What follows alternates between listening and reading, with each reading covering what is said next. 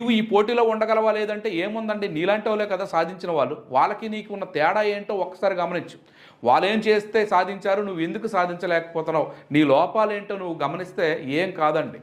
ఏముందండి, ఓ 10-15 పుస్తకాలు అన్నీ ఆబ్జెక్టివ్ వెర్షన్లో వస్తాయి కదా, పోటీ పడేవారు నీతో వాళ్ళే కదా. అందువల్ల నువ్వు ఎందుకు ఫెయిల్యూర్ అవుతున్నావు, అసలు నువ్వు ఎందుకు సాధించలేవు, నిన్ను నువ్వు ప్రశ్నించుకో.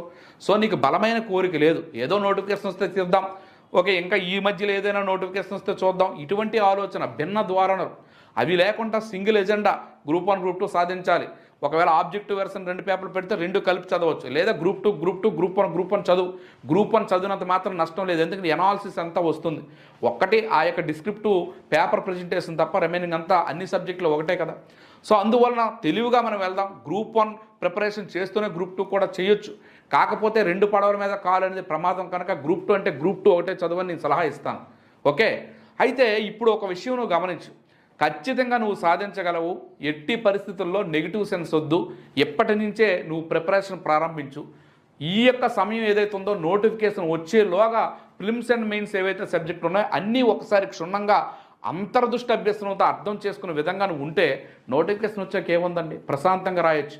మన ఎగ్జామ్ వరకు కూడా మనం రోజు తోడుకుంటున్నాం, రోజు ఎగ్జామ్ పెడుతున్నాం, మరి ఎప్పటికప్పుడు మోటివేట్ చేస్తున్నాం, గైడెన్స్ ఇస్తున్నాం, డైలీ క్లాసులో అద్భుతమైన assistant professors, group 1 group 2 cadre ఆఫీసర్స్ని తీసుకొస్తున్నాం. ఇంతగా ఆన్లైన్లో మనం సర్వీస్ ఇస్తున్నాం, మీకు తోడుగా మేము ఉంటాం. మీరు చెల్లించే ఫీజు కూడా మనం చాలా తక్కువగానే పెడుతున్నాం. ఒక సబ్జెక్టుకి 5,000 తీసుకున్నప్పుడు అప్ టు ఎగ్జామ్ వరకు అన్ని కోర్సులు ఫ్రీ. ఎగ్జామ్ వరకు కూడా మీకు ప్రతి సబ్జెక్ట్ని rapid revision, smart, material, PDF download ఇన్ని ఆప్షన్స్ ఇస్తున్నాం. సో ఇదైతే నేను సర్వీస్గా అనుకుంటున్నాను. ఓకేనండి, నేను నైతిక విలువలతో కూడిన వ్యాపార ధోరణిలో ఉన్నాను, అది మీరు అర్థం చేసుకుంటే చాలు. సో ఎట్టి పరిస్థితుల్లో దసరా మంచిది. దసరా ముందే ఈ నవరాత్రులు స్టార్ట్ అయ్యాయి కనుక మంచి శుభగడియలు వచ్చాయి కనుక ఇక ఆలస్యం చేయకుండా గతాన్ని పక్కన పెట్టి వర్తమానంలోకి వచ్చి నువ్వు ఏమనుకుంటున్నావో దానికి సంబంధించి ఒక ప్లాన్ వేసుకో. నువ్వు ఏ సబ్జెక్టులో వెనుకబడితనంలో ఉన్నావు, ఇంకా ఏది నేర్చుకోవాలి, అసలు చదివింది ఎందుకు గుర్తు లేదు, ఇవన్నీ కూడా తెలుసుకొని ముందడుగువై సాధించకపోవడానికి ఏమీ లేదండి. ఈరోజు మనిషి అంతరిక్షంలో ఇల్లు కట్టుకునే స్థాయిలో ఉన్నాడు. ఒక చిన్న పిల్లగారు బీటెక్లో ఇవన్నీ రిలీవ్ అయిన తర్వాత సంవత్సరానికి 5 కోట్ల ప్యాకేజీలకు వెళ్తున్నారు.